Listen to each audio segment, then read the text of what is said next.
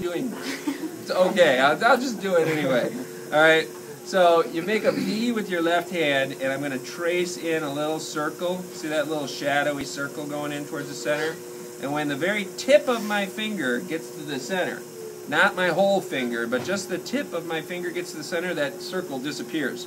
So when that circle disappears, I'm going to dig down in there a little bit, make a little teeny hole. I'm going to put a little water in there because it's going to be dry really fast.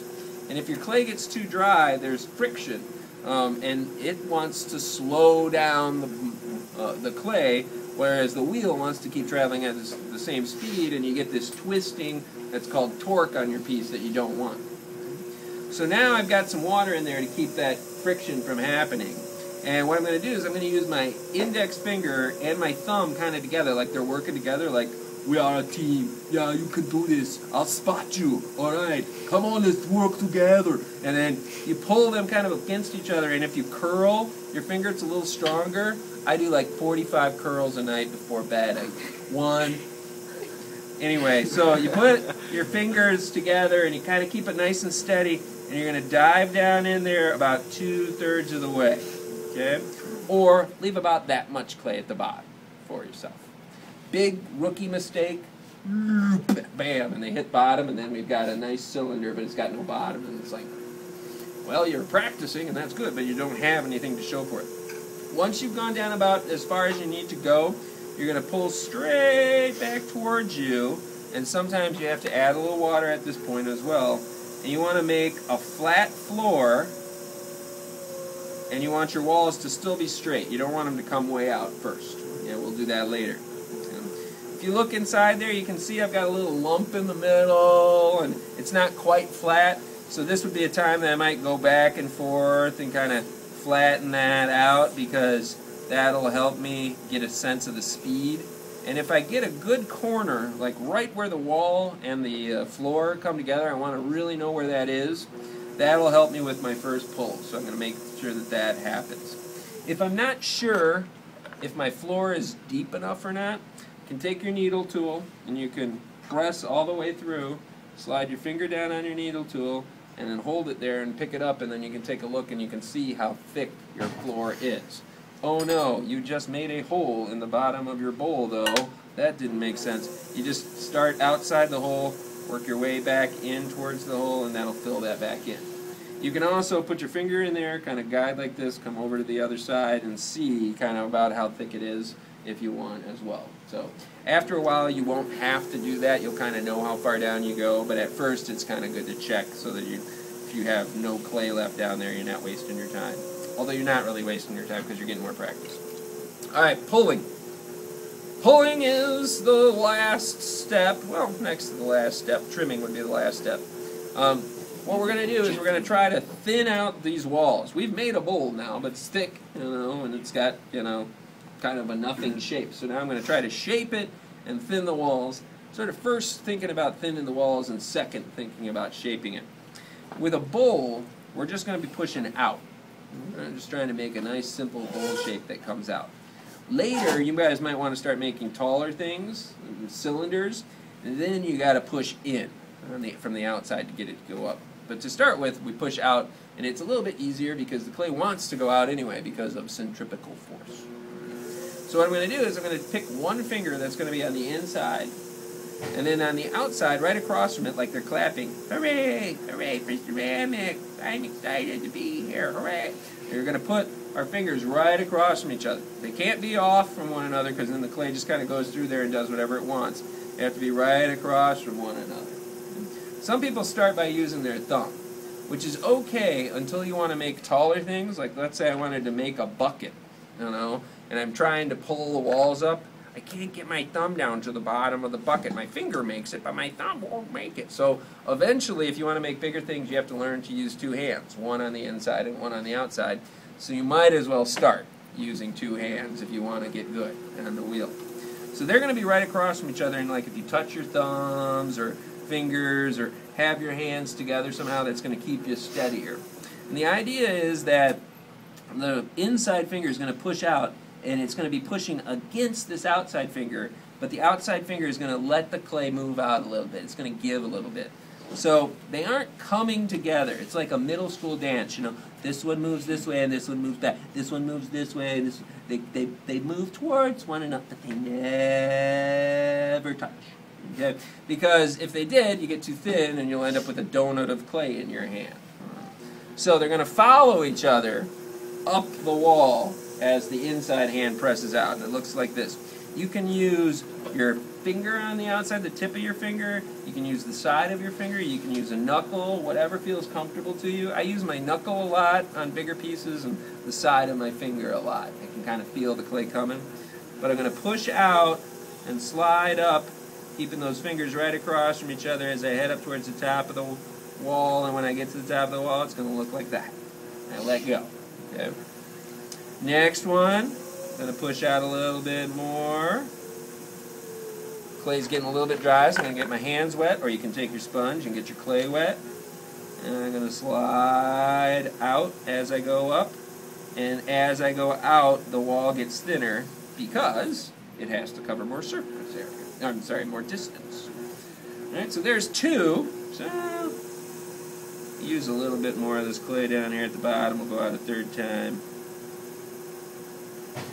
And one of the things you're going to have to figure out is how thin you can go. Initially, you won't be able to go very thin at all. Eventually, you will be able to go thin. Here. So that's just a nice little basic bowl. It's got a little funky thing going on with the lip here, which, you know, some of you will probably go through the same sorts of things where it's like something funky happened, but you like it. You know, it's like, all right, that's fine. But eventually, you know, it'll be like, no.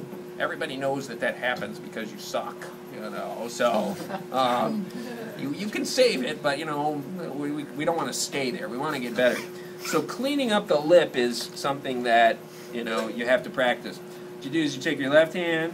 You're gonna like bring your left hand like you're pinching the top, but you don't actually pinch. You just support the wall, and your right index finger sits on top. And when I do, some of that comes off. And I don't have that funky look, but I let go too fast, so I got that little thing. And so I'm just going to go like this, and I can fatten it up a little bit if I push down. Or I can roll it out and make it look like it's more open there, which is great for coffee cups. And it's okay for bowls. And I get a little bit more water on there. Or using those three fingers, I can roll in. So just by oh man!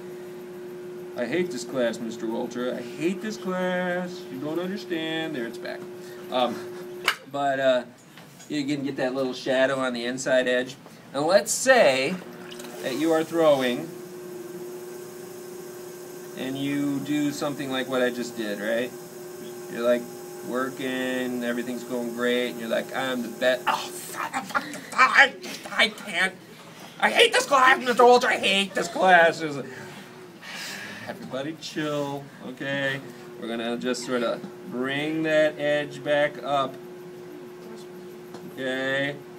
And it's not going to be fixable this time.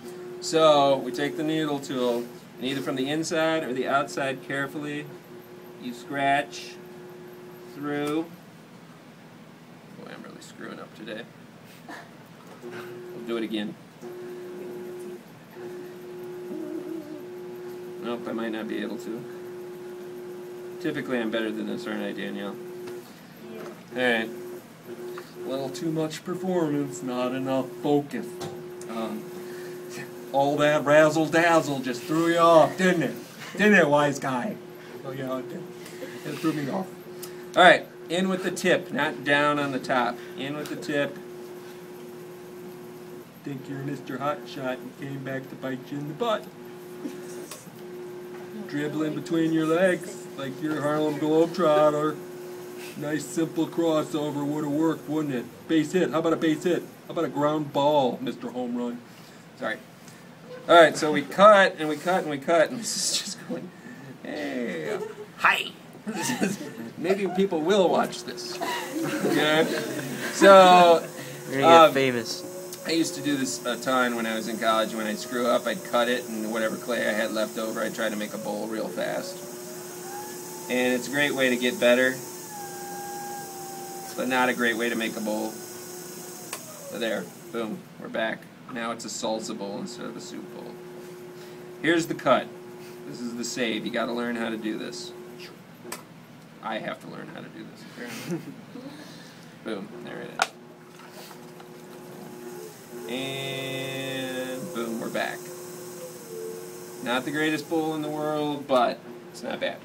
So we got to take it off the wheel. Before you take it off the wheel, we're going to scrape away a little clay from the bottom.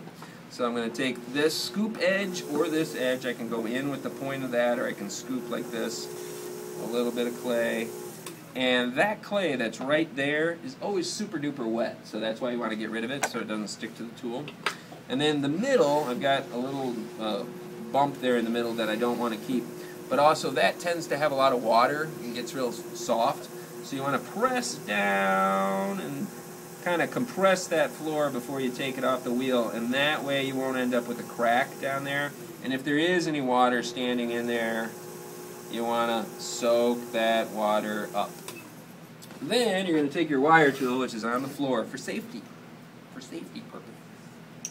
Wrap it around your fingers a couple of times so that you can press down with your thumbs and you can get close, but you don't want to be right on top of your bowl.